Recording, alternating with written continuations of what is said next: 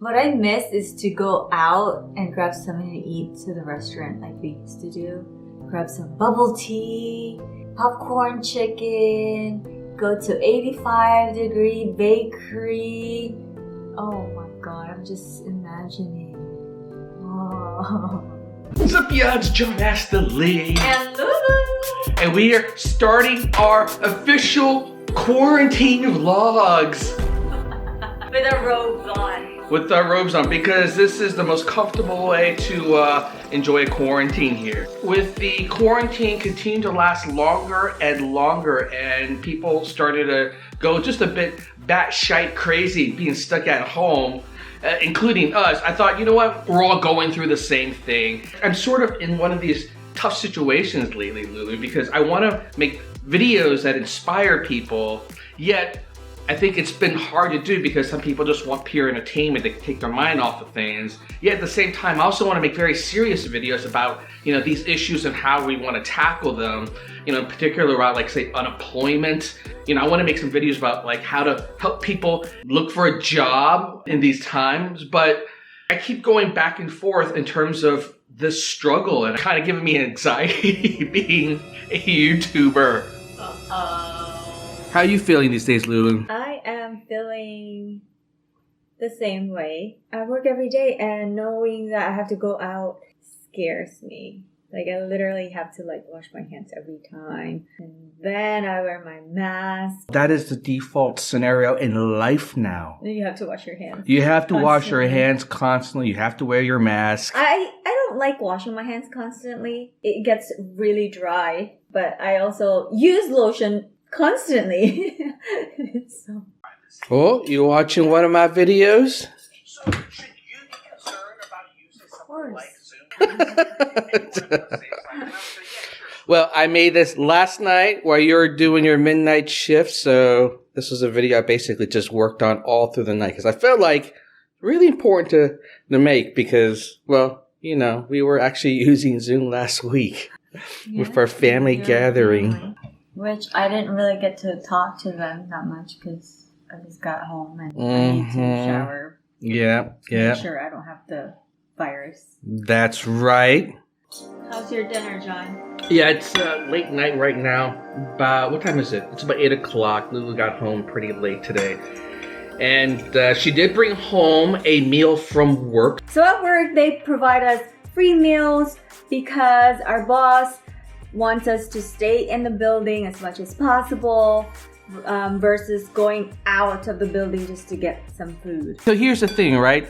This is a kitchen that is definitely not well versed in cooking a Chinese food. Everything tastes very Americanized. Like the rice is not Asian rice. It's not like jasmine rice. So nothing's worse than eating fried rice that, quite frankly, is not using the right rice.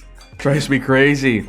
And the broccoli is almost like steamed broccoli, like American style, very soft, very flavorless. So literally what I do when I get food like this, like from outside, I always recook it. I will go get fresh vegetables. So we had fresh broccoli, and I would make fresh broccoli and I would stir fry it, and I would basically make it more Chinese. I guess you could say that.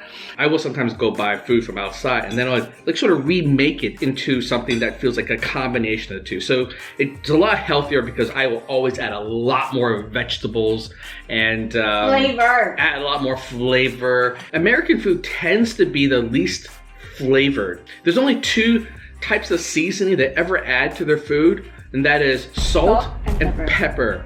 And if there was a third one, if you could make an argument for it, it's butter. But I love American food. It's just that it needs a little bit more of a to it. Kick. A little bit more kick to it. See all that right there? I don't drink, so all those are all bottles of flavor. You have, look at this. You got some oyster sauce there. What's this? Oh, you got some vinegar there. You got some soy sauce paste there. Different kind of soy sauce. Different kinds of soy sauce. What's this one? This one's superior soy sauce. All right, many kinds. I have red wine here in case I ever want to like braise meat. Right? These are all flavors. right? And up here, look at this. All these different kind of flavors up there. More flavors down here. And look at this. Even more flavors and spices. And we'll mix it up. You know, we'll sometimes mix up Thai style with Indian style, with Chinese style, and Filipino style. I'll tell you, I'm not complaining of the fact that Lulu's workplace has provided her with free meals. It's actually a very thoughtful thing today to do because you just don't want to go out as much as possible. It would be more thoughtful if they actually didn't have her have to go to work, but, you know. Who's going to take care of Who's going to take care of all the different patients and residents? Yeah. Well, hey, you know, we're just thankful that she does have work these days because life as a YouTuber right now, it's pretty tough. It's pretty tough, which I know is kind of unusual because I also made a couple of videos of how successful we've been. And so kind of depending like which video you watch, it make it sound like, are we successful or not? Good YouTuber right now when it's people at home watching, streaming. So yes, YouTube traffic during these times has definitely gone up.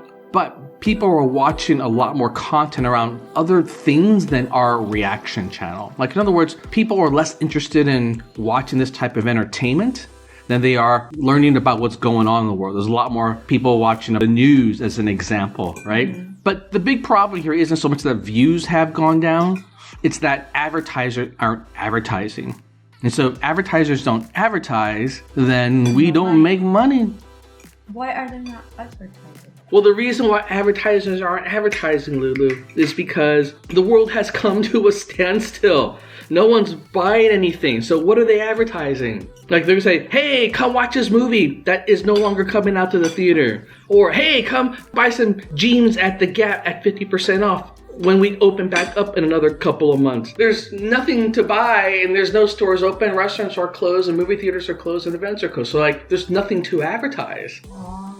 I think a lot of people are starting to feel that anxiety that I've been talking about lately that's been mixed with these highs and lows. You want to be hopeful, but you can't help but feel depressed. So I just want to give you a couple of pointers in terms of how to deal with something like this. The first one is to keep your mind busy. Being at home can initially feel cozy, but at some point it does feel like you're trapped. And that's why it's so important to keep your mind busy, to take up on activities that is constantly stimulating those neurons. And I'm a big advocate for learning something new, whether it's reading or, like even editing videos, rather than just vegging out in front of the TV. And of course, the second thing that's really important here is that even though we're socially isolated, we really need to find a way to keep socially connected. I never liked the term social distancing because it suggests that we shouldn't be socializing, and that's just not the case. We are by nature social creatures. We need that interaction with each other. So if you're someone who's completely shut off from any social contact, to do whatever you can to connect with people virtually. Get in contact with friends you haven't talked with in a while.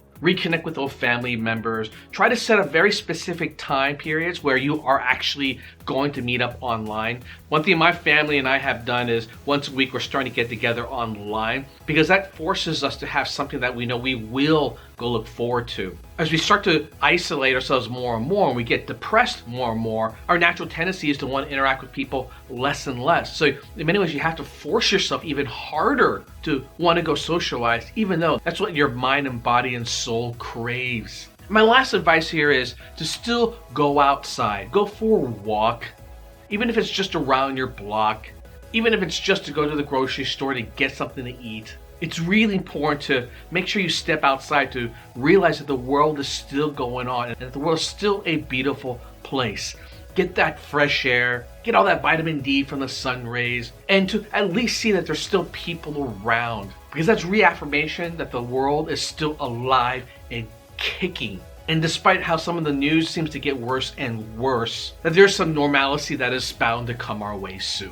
What I miss is to go out and grab something to eat to the restaurant like we used to do. Grab some bubble tea, popcorn chicken, go to 85-degree bakery. Oh my god, I'm just imagining. Oh. Hang in there, y'all.